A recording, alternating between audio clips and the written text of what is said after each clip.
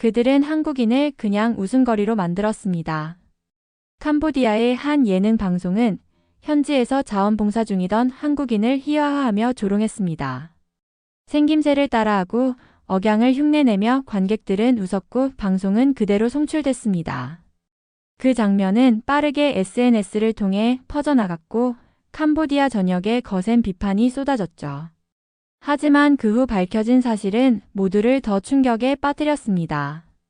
그 웃음거리였던 한국인의 정체가 놀라웠기 때문입니다. 그리고 방송국은 결국 생방송 중 고개를 숙였습니다.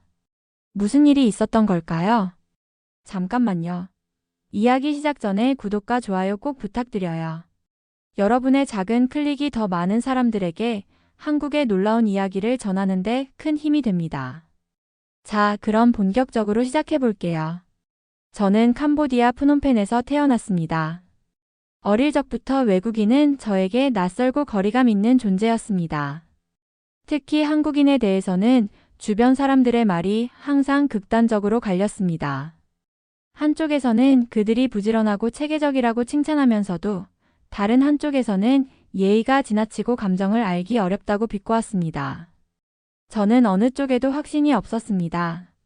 단지 그들을 직접 만나볼 기회가 없었기 때문에 판단을 보류한 채로 지내왔던 것 같습니다. 저는 지금 한 예능 방송국에서 조연출로 일하고 있습니다. 웃음을 만드는 것이 제 일이었고 때론 그 웃음이 어디에서 시작되었는지는 중요하지 않다고 여겼습니다. 현장에서는 다들 분위기와 속도를 중시했고 편집 회의에서는 감정보다 리액션을 따졌습니다. 어느 날 외국인 자원봉사자를 소재로 한 코너를 촬영하게 되었습니다. 제작진 중 한 명이 제안한 내용이었습니다. 지역에서 활동 중인 한국인 자원봉사자의 말투를 따라 해보는 것이었죠.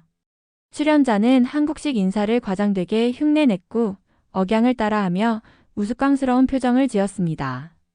현장은 웃음으로 가득 찼고 저도 그저 모니터를 보며 흐뭇하게 웃었습니다.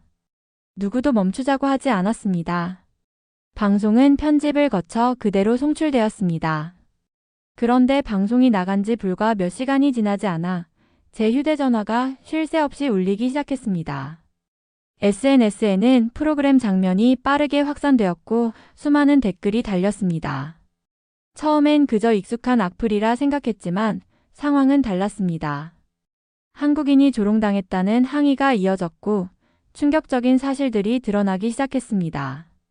화면에 등장했던 그 한국인은 몇 년 전부터 마을 병원을 위한 자금을 모으고 아이들을 위한 무료 급식을 운영하며 의료 봉사를 해온 인물이었습니다. 그는 단순한 방문자가 아니었습니다. 마을 사람들에게는 가족처럼 여겨지는 존재였던 겁니다. 그제야 저는 상황의 무게를 깨달았습니다. 단순한 재미라고 여겼던 장면이 누군가에게는 모욕이자 상처였다는 사실이 가슴 깊이 파고들었습니다. 제 머릿속에선 웃고 있던 제 모습이 계속해서 떠올랐습니다. 편집 회의에서 문제 없다며 넘겼던 제 한마디가 부끄러워졌습니다. 방송을 만드는 사람으로서 저는 너무 가벼웠고 너무 무심했습니다. 그날 밤 조용히 방 안에서 영상을 다시 틀었습니다. 배경음악, 자막, 리액션 모두가 가볍게 편집되어 있었습니다. 하지만 그 장면의 무게는 결코 가볍지 않았습니다. 제가 그동안 외면했던 책임이 화면 위에 또렷이 떠 있었습니다. 저는 화면을 바라보며 조용히 되뇌었습니다. 정말 우리는 누군가를 웃음거리가 되게 만든 걸까요? 며칠 동안 저는 죄책감과 혼란 속에 빠져 있었습니다. 그 방송이 얼마나 큰 상처를 남겼는지 댓글 하나하나를 읽을 때마다 마음이 무거워졌습니다. 그러던 중 생각지도 못한 이메일 하나를 받았습니다. 방송에 조롱당한 당사자라고 밝힌 한 한국인 자원봉사자가 저희 방송국 앞으로 직접 항의하러 오겠다는 내용이었습니다. 속이 철렁 내려앉았습니다. 제 이름을 따로 언급하지는 않았지만 현장에 있었던 저는 그 책임에서 자유로울 수 없었습니다. 며칠 뒤 회사 로비로 호출을 받았습니다. 그가 도착했다는 연락을 받은 순간 호흡이 가빠졌습니다. 엘리베이터를 타고 내려가면서 머릿속으로 온갖 말을 떠올렸습니다. 사과부터 시작할까 아니면 해명을 먼저 해야 할까? 그런데 막상 그를 마주한 순간 머릿속이 새하얘졌습니다. 그는 아주 조용하고 단정한 인상이었습니다. 나이가 많지도 젊지도 않은 말없이 묵직한 분위기의 사람이었습니다. 그가 먼저 고개를 숙이며 인사를 건넸고 저도 허리를 굽혀 맞받았습니다. 짧은 인사 후에 우리는 회의실로 자리를 옮겼습니다. 그곳에는 PD, 작가, 팀장이 함께 앉아 있었고 저는 조연출로서 한쪽 끝에 조용히 자리를 지켰습니다. 그는 화를 내지 않았습니다. 대신 담담하게 자신이 왜 이곳에 왔는지를 설명했습니다. 방송에서 조롱의 대상이 되었던 장면을 처음 봤을 때 그가 얼마나 놀랐는지. 아이들과 함께 저녁 식사를 준비하던 중 지인이 영상을 보여줬고 아이들이 고개를 갸웃거리며 웃던 순간의 공허함에 대해 이야기했습니다. 그는 큰 소리도 눈물도 없었습니다. 그저 자신이 몇 년간 해온 일을 이 한 장면으로 부정당한 듯한 느낌이었다고 말했습니다. 저는 차마 눈을 들 수 없었습니다. 제 안에서 무언가 무너지는 소리가 들리는 듯 했습니다. 그는 자신이 출연을 요청한 적도 없었고 단지 현지 사람들과 함께 일하던 중 누군가가 촬영 허가 없이 장면을 찍었을 뿐이라고 했습니다. 그 말을 듣는 순간 저희 제작팀이 어떤 과정을 생략했는지 또렷하게 떠올랐습니다. 현지 촬영의 편의를 위해 동의서를 받지 않은 채 분위기만 보고 가볍게 넘어갔던 일들. 그게 얼마나 무례하고 위험한 일이었는지를 저는 이제야 깨달았습니다.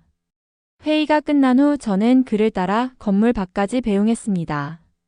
그는 마지막까지 차분하게 말했습니다. 누군가를 조롱하는 것이 재미가 되어서는 안 된다고.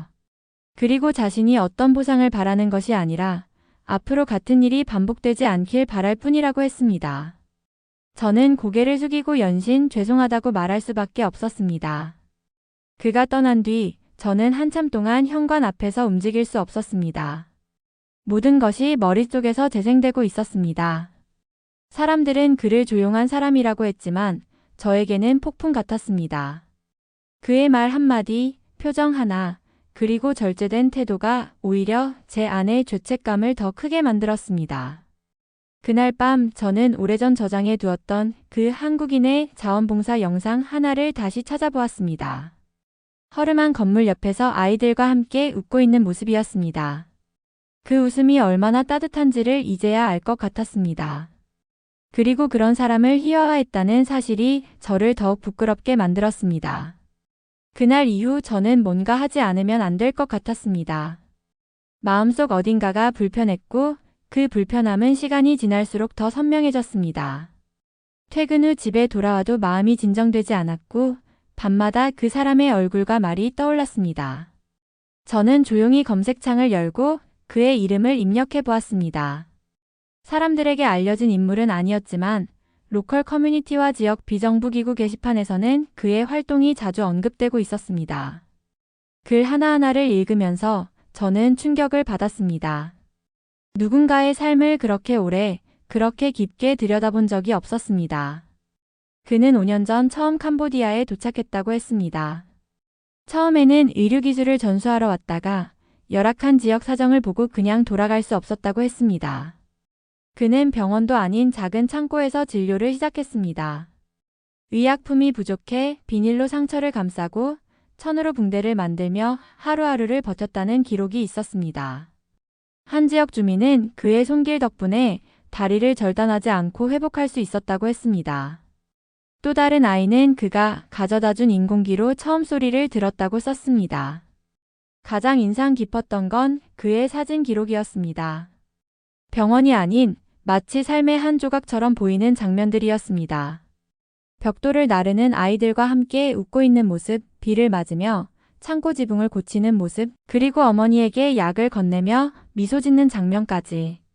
그 사진들은 조명이 없었지만 오히려 그 어두운 공간에서 더 많은 것을 보여주고 있었습니다. 어느 날 밤 저는 결국 영상까지 찾아보기 시작했습니다. 지역 행사에서 그는 아이들과 함께 노래를 부르고 식판에 음식을 담아 나르는 모습이 담겨 있었습니다. 그의 말투는 조용했고 행동은 느릿했지만 아이들의 눈빛은 생기 있었습니다. 이 사람은 누군가를 돕는다는 개념보다는 이곳에서 함께 살아가는 것처럼 보였습니다. 저는 그제야 그가 왜 화를 내지 않았는지를 이해하게 되었습니다. 그는 방송으로 상처받은 것이 아니라 그 상처가 공동체 전체에 미칠 영향을 걱정했던 것이었습니다. 그는 자신을 희화화한 그 장면보다 그로 인해 사람들이 한국인 전체를 오해하게 될까 봐 더 조심스러웠던 것입니다. 그의 기록을 다 보고 나니 가슴 한켠이 먹먹해졌습니다. 저는 편집실에서 수백 개의 장면을 다뤄봤지만 그렇게 무겁고 조용한 울림은 처음이었습니다. 그의 영상엔 대단한 편집 기술도 화려한 자막도 없었지만 그 진심이 화면 너머로 전해졌습니다. 카메라 뒤에서 숨죽이며 일하는 제 모습이 부끄러워졌습니다. 저는 마음을 다잡고 팀장에게 조용히 건의했습니다. 해당 영상의 클립을 모두 내리고 공식 사과문을 준비하자고요. 그리고 이 일을 계기로 방송국 내에 외부인권 관련 가이드라인을 재정비하자고 제안했습니다. 다들 당황했지만 제 눈빛을 보고 아무도 반대하지 않았습니다. 처음으로 제가 무언가를 바꾸고 있다는 느낌을 받았습니다. 그의 기록이 제 마음을 바꾸었고 저는 그 변화가 작은 시작이 되기를 바랐습니다.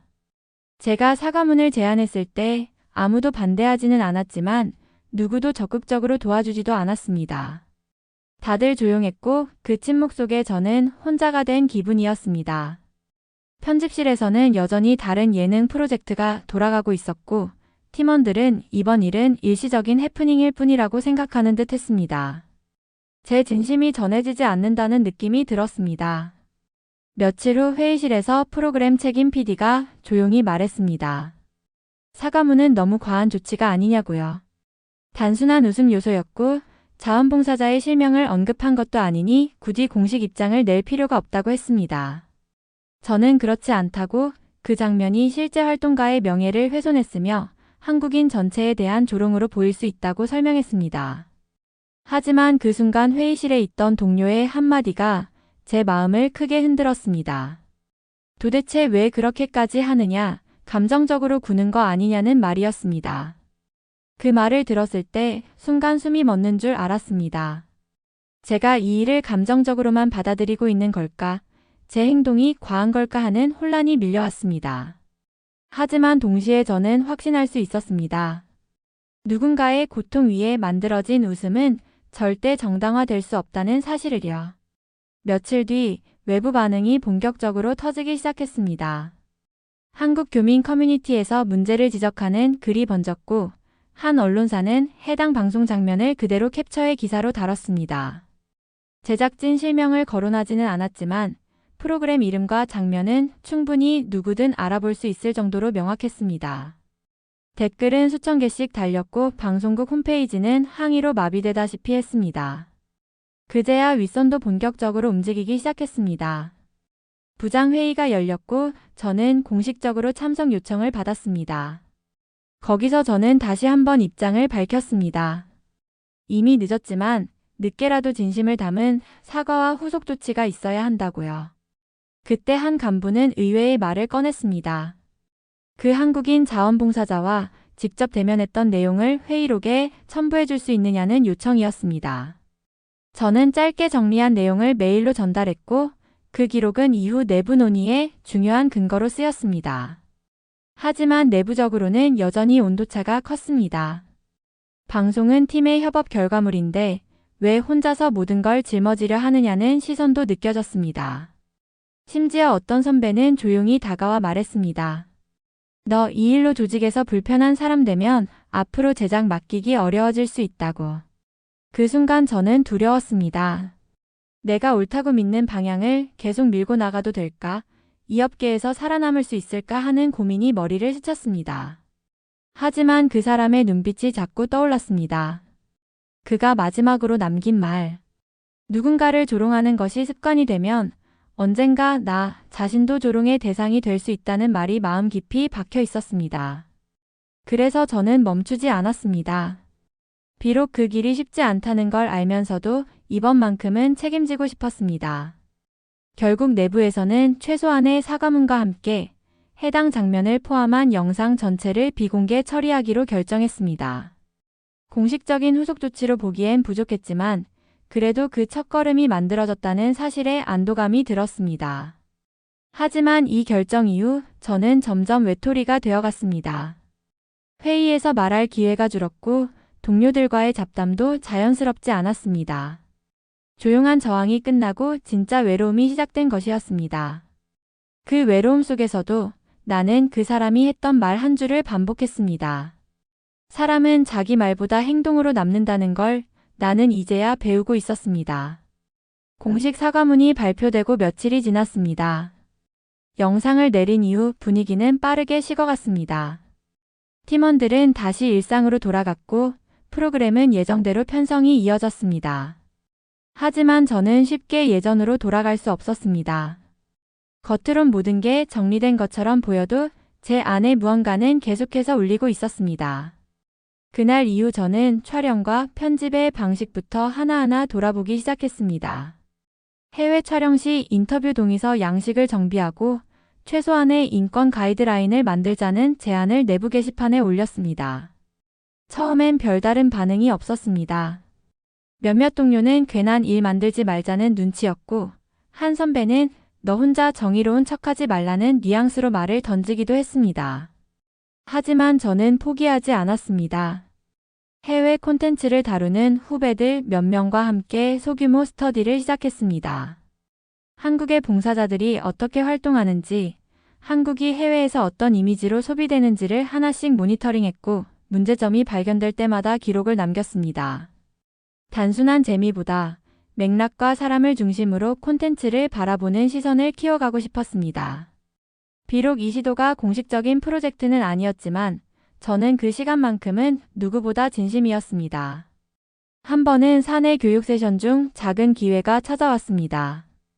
영상 윤리와 관련된 발표 시간에 제가 그 자원봉사자의 사례를 언급하며 직접 느낀 감정을 나누었습니다. 조용한 발표였지만 몇몇 사람들의 표정이 변하는 걸 봤습니다. 발표가 끝나고 나서 한 작가가 조심스럽게 다가와 말했습니다. 예전에는 방송이 가볍게 만들어져야 한다고만 생각했는데 이제는 대상의 시선도 고려하게 되었다고요. 그 말을 듣는 순간 눈물이 날 뻔했습니다. 내가 만든 변화는 작았지만 분명히 존재하고 있었습니다. 저는 조금씩 주변 사람들에게 링크를 공유하고 한국 봉사자들의 실제 활동을 소개하는 영상을 알리기 시작했습니다. 누구를 설득하려 하기보다 그들이 스스로 느끼게 하고 싶었습니다. 그러던 중 뜻밖의 이메일을 받았습니다. 바로 그 한국 자원봉사자에게서 온 메시지였습니다. 그는 제 발표 소식을 현지 커뮤니티를 통해 들었고 감사의 마음을 전하고 싶다고 했습니다. 자신은 여전히 그곳에서 아이들과 함께 지내고 있으며 무엇이든 웃으면서 흘려보낼 수 있게 되었다고 했습니다. 짧은 메시지였지만 그 안에는 따뜻한 존중과 믿음이 담겨 있었습니다. 저는 그제야 어쩌면 처음으로 마음 한편이 가벼워졌다고 느꼈습니다. 그 사람을 처음 만났을 때 저는 그가 너무 조용하다고 생각했었습니다. 하지만 지금 생각해보면 그는 조용한 사람이 아니라 단단한 사람이었습니다. 함부로 무너지는 법이 없고 누군가를 탓하는 대신 자기 역할에 집중하는 사람이었습니다. 저도 그런 사람이 되고 싶었습니다. 작은 행동을 하나씩 이어가면서 주변에도 조금씩 변화가 일기 시작했습니다. 말없이 자료를 찾아보던 후배가 어느 날 먼저 물어보았습니다. 해외 촬영 전에 우리가 꼭 확인해야 할 건 뭐가 있을까요? 그 질문 하나에 저는 기쁘면서도 책임감을 느꼈습니다. 이제는 혼자가 아니라는 믿음이 생겼습니다. 비록 느리지만 우리의 방송이 누군가의 삶을 다룬다는 사실을 잊지 않으려 노력하는 사람들이 있다는 것. 그 사실만으로도 저는 다시 카메라를 들 용기를 얻을 수 있었습니다. 사내 분위기가 조금씩 바뀌기 시작한 건 정말 느린 속도였습니다. 처음에는 조용한 시선들이 있었고 회의 때 말 한마디 하기가 조심스러웠습니다. 하지만 시간이 지나자 작은 변화들이 하나둘 보이기 시작했습니다.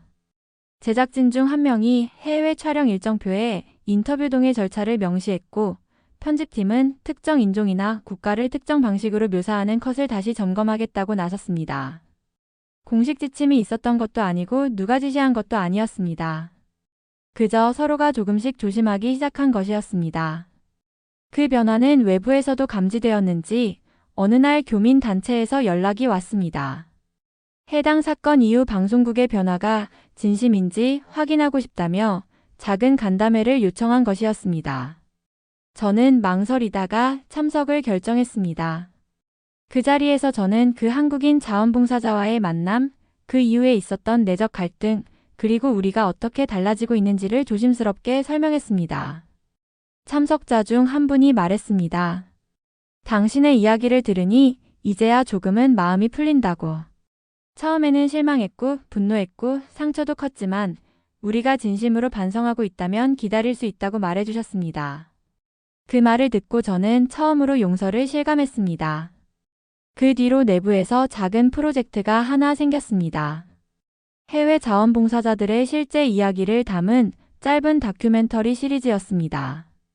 저는 그 작업에 총괄로 지명되었고 이전처럼 웃음만을 위한 장면이 아닌 사람을 중심으로 담아내기 위해 전력을 다했습니다. 그중 첫 번째 에피소드는 캄보디아의 한 작은 마을에서 일하는 봉사자의 이야기였습니다. 아이들이 그를 기다리는 모습, 현지 어르신들이 따뜻하게 인사하는 장면, 그리고 허름한 진료소에서 묵묵히 일하는 그의 손길이 화면에 담겼습니다. 방송이 나간 후 시청자 반응은 예상보다 뜨거웠습니다. 포털 사이트에는 이게 진짜 우리가 몰랐던 한국인의 얼굴이었다는 댓글이 달렸고, 한 해외 매체는 이 다큐를 소개하며 방송의 책임과 전환에 대해 긍정적인 평가를 내렸습니다. 무엇보다 감동적이었던 건 그 자원봉사자에게서 다시 연락이 왔다는 점이었습니다. 자신의 활동이 한국 안에서도 진심으로 전달되었다는 사실이 너무 고맙다고 했습니다. 그리고 이렇게 말했습니다. 지금 이 방송은 내 이야기가 아니라 우리 모두의 이야기라고요. 이후 사내에는 변화가 더 뚜렷하게 나타났습니다. 해외 콘텐츠 제작 전 인권 가이드 교육이 정기화되었고 구성 작가들이 먼저 윤리적 기준에 대한 회의를 요청하기도 했습니다. 제가 처음 목소리를 냈을 때는 고립감에 떨었지만 이제는 누군가 먼저 묻습니다. 이 장면 불편하지 않을까요? 그 질문이 너무 고마웠습니다. 그는 여전히 그곳에 있었습니다. 뉴스에 나오지 않아도 영상 속에서 환하게 웃지 않아도 사람들의 기억 안에 남아 있었습니다. 우리는 그를 잊지 않았고 오히려 점점 더 가까이 두게 되었습니다. 그의 존재는 상징이 되었습니다. 어떤 장면을 편집할 때, 어떤 자막을 달 때 우리는 그를 떠올리며 다시 한번 멈춰섭니다. 그날 이후 나는 방송이란 도구가 얼마나 강력한지 다시 배웠습니다. 그저 보여주는 것이 아니라 때론 사람을 지우고 때론 생명을 살리는 힘이 있다는 걸. 그래서 이제는 두렵지만 멈추지 않습니다. 내가 만드는 모든 화면에 한 사람의 진심이 담기기를 바랍니다. 모든 것이 조금씩 정리되어 갔지만 제 안에는 여전히 풀리지 않는 감정이 남아 있었습니다. 그와의 짧았던 만남, 그날의 그 눈빛, 그리고 내가 무심코 지나쳤던 수많은 순간들이 자꾸 떠올랐습니다. 화면 속에서 웃기 위해 지어진 얼굴들이 있었고 우리가 편집으로 잘라낸 삶들이 떠올랐습니다. 그건 단지 방송의 구성이나 콘셉트가 아니었습니다. 누군가의 존재를 다루는 일이었습니다. 그래서 저는 멈출 수 없었습니다. 더 조심하고 더 배우고 더 느끼고 싶었습니다. 이제는 촬영을 나가면 가장 먼저 묻습니다.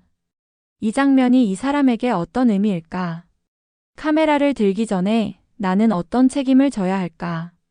예전에는 찍는다는 사실만으로 뿌듯했지만 지금은 오히려 무거운 마음이 먼저 듭니다. 그래도 괜찮습니다.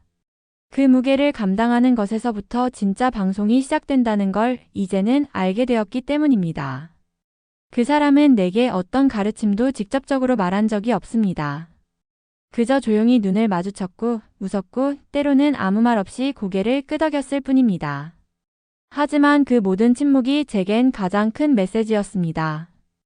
세상에 목소리를 내지 못한 사람들이 많고 우리는 그들의 얼굴을 빌려 재미를 만들면서도 그들의 감정까지는 들여다보지 못한 채 지나쳐왔던 겁니다. 그의 이야기를 처음 편집하던 날이 떠오릅니다. 처음엔 별다른 감정 없이 컷을 이어붙였지만 어느 순간 그 손길 하나하나가 다르게 보이기 시작했습니다. 아이를 안아주는 팔, 환자를 진료하는 손끝, 물을 나르는 걸음걸이.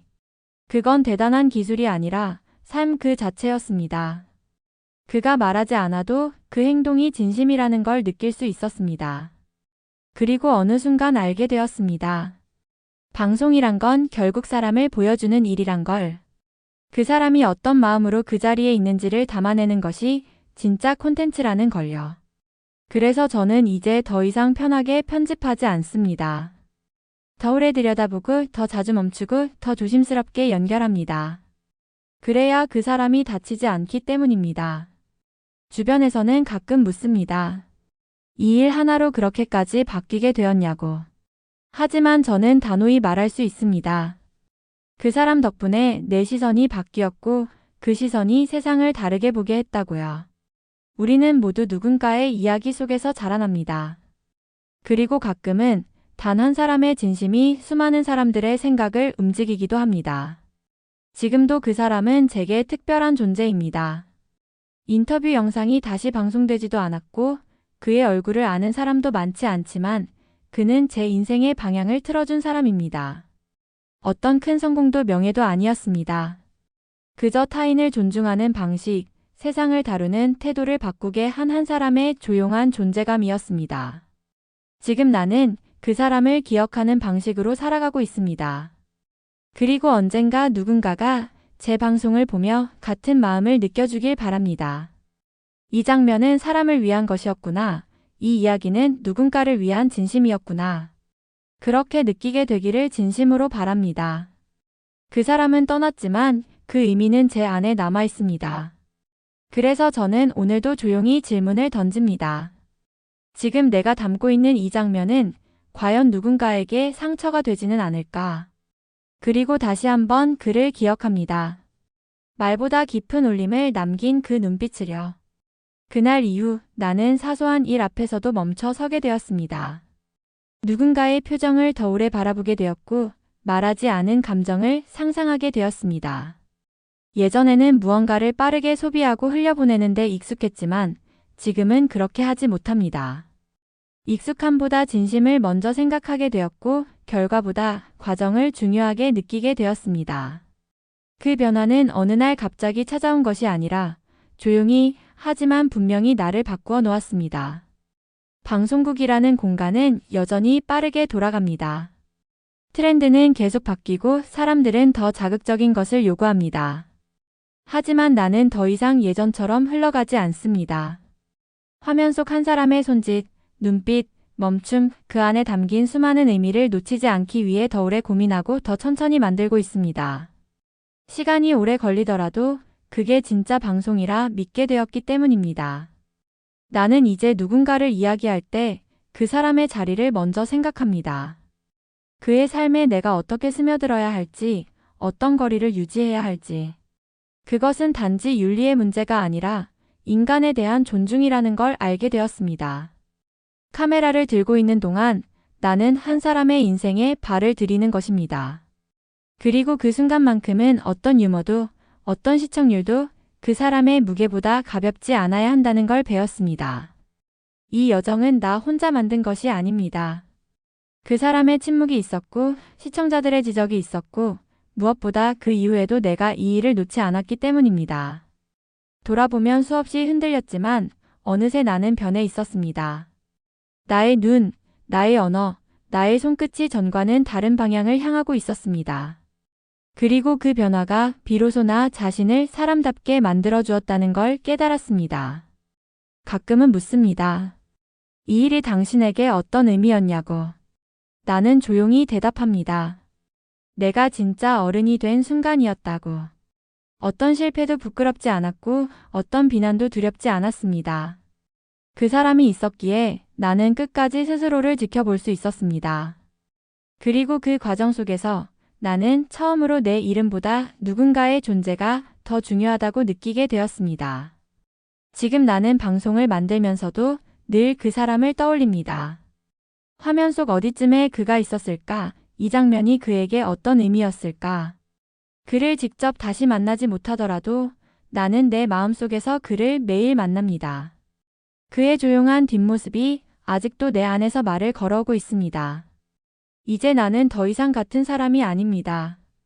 세상을 향해 말하기 전에 먼저 세상을 듣게 되었습니다. 그리고 내 안의 변화가 누군가에게 또 다른 울림이 되기를 바랍니다. 그 울림이 또 다른 변화를 만들기를 바라고 있습니다. 그 사람은 떠났지만 나에게는 남았습니다. 그리고 나는 오늘도 그를 기억하며 새로운 이야기 하나를 다시 꺼내듭니다. 이번에는 조금 더 조심스럽게, 조금 더 깊이 있게. 그렇게 나는 나아가고 있습니다. 그가 내게 보여준 방식으로. 말없이 하지만 깊이. 세상을 향해. 여러분은 이에 대해 어떻게 생각하시나요? 여러분의 의견을 댓글로 남겨주세요. 영상이 유익했다면 좋아요와 구독 잊지 마시고요. 알림 설정도 해두시면 앞으로 더 재미있는 이야기로 찾아뵐게요. 오늘 하루도 행복하시고 다음 영상에서 만나요.